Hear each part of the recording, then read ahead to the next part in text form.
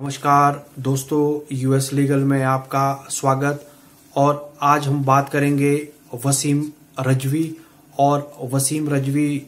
शिया वक्कर board के chairman थे और वसीम रजवी के द्वारा सुप्रीम कोर्ट में एक याचिका दायर की गई और उस याचिका में उन्होंने कहा कि कुरान की 26 आयतों को हटा देना चाहिए, क्योंकि जो कुरान की 26 आयतें हैं ये एक तरह का आतंकवाद और गैर मुसलमानों के प्रति हिंसा का भाव पैदा करती है। ये उनके द्वारा याचिका में कहा गया और उन्होंने कहा कि ये 26 जो ये आयतें हैं ये मदरसों में भी पढ़ाई जाती है और जिसके बाद मदरसों में जब बच्चों को ये 26वीं आयत पढ़ाई जाती है तो उसमें जो बच्चों का माइंड सेटअप होता है उसमें एक कट्टरपंथी और एक आतंकवाद की भावना पैदा होती है और इसके द्वारा समाज के अंदर विद्रोह भी पैदा हो सकते हैं। और इसके द्वारा इन्होंने कहा कि इस याचिका के द्वारा इसे 26 आयत को खारिज कर देना चाहिए, ये उन्होंने अपनी याचिका में कहा। और इसके बाद जब इस याचिका को उनके द्वारा डाला गया सुप्रीम कोर्ट के अंदर तो वहां पर इस याचिका को जस्टिस की खंडपीठ के द्वारा सुना गया और इसे उनके द्वारा खारिज कर दिया गया। और उन्होंने कहा कि इसके बाद कोर्ट के द्वारा उनके ऊपर 50,000 रुपए का जुर्माना भी लगाया गया। और उसके बाद जो मुस्लिम कम्युनिटी के मौलाना थे उनके द्वारा विरोध किया गया और उनके द्वारा कहा गया कि हमारे समाज में अगर इस तरह के मुसलमान होंगे जो इस तरह की याचिकाओं को सुप्रीम कोर्ट के अंदर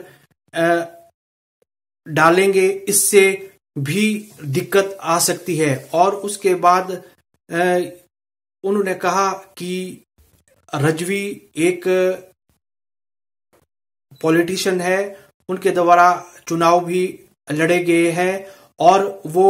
मौलानों के द्वारा और मुस्लिम संगठनों के द्वारा कहा गया कि इनके द्वारा ये याचिका इसलिए डाली गई ताकि ये अपनी राजनीति को चमका सके और अपनी राजनीति को चमकाने के साथ साथ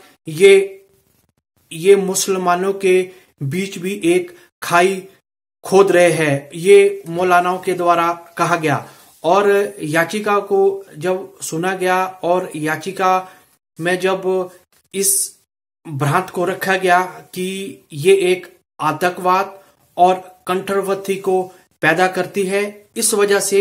इस आयत को कुरान से निकाल देना चाहिए और इस ऐसी आयतों को कुरान के अंदर बिल्कुल भी नहीं रखा जाना चाहिए, क्योंकि इससे देश में एक कम्युनल डिस्टर्बेंसेस भी पैदा हो सकते हैं। और ये उन्होंने कहा कि मदरसों की एजुकेशन को भी थोड़ा सा इम्प्रूवमेंट करना चाहिए, क्योंकि इससे बच्चों को एक पॉजिटिव एजुकेशन का भी स्तर बढ़ सकता है। और इसके बाद आपको मैं बता दूं कि वसीम रजवी को वाइस सिक्योरिटी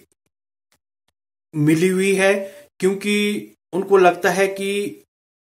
उनके ऊपर खतरा है, उन्हें कोई भी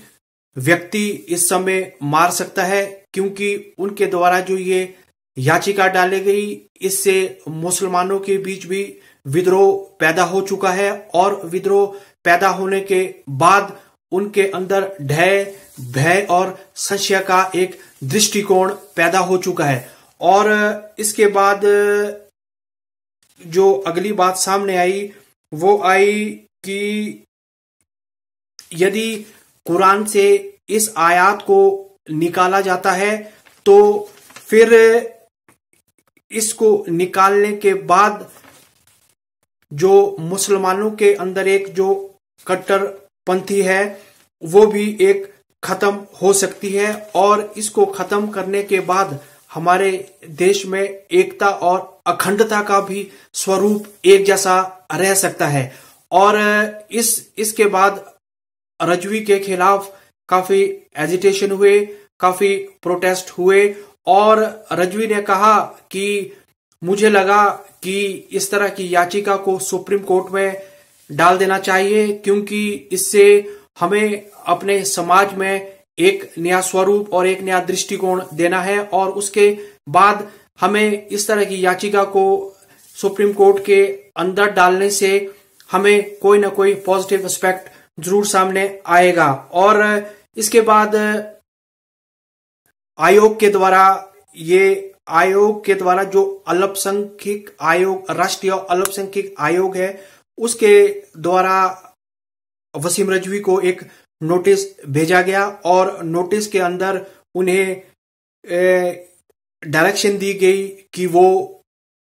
माफी मांगे, और माफी मांगने के साथ साथ जिस तरह से उन्होंने मुसलमानों की भावनाओं को आहत दिया है, और इस तरह से उन्हें आगे आना चाहिए और लोगों से माफी मांगनी चाहिए, और उन्हें अपना ये याचिका ली है, याचिका जो दायर की है, इसे भी वापस लेना चाहिए। और इसके बाद यदि वसीम रिजवी ये काम नहीं करते हैं तो उनके खिलाफ कानूनी कार्रवाई कर देनी चाहिए, ये भी कहा गया। और उसके बाद ये सारी चीजें जो एक राष्ट्रीय अल्पसंख्यक आयोग है उसके द्वारा ये चीजें कही गई, और वसीम रिजवी के द्वारा इस याचिका को सुप्रीम कोर्ट में दायर करने के बाद और एक डायरेक्शन और एक नया स्वरूप सामने आया। और आप मेरे इस वीडियो को लाइक करें, शेयर करें और सब्सक्राइब जरूर करें।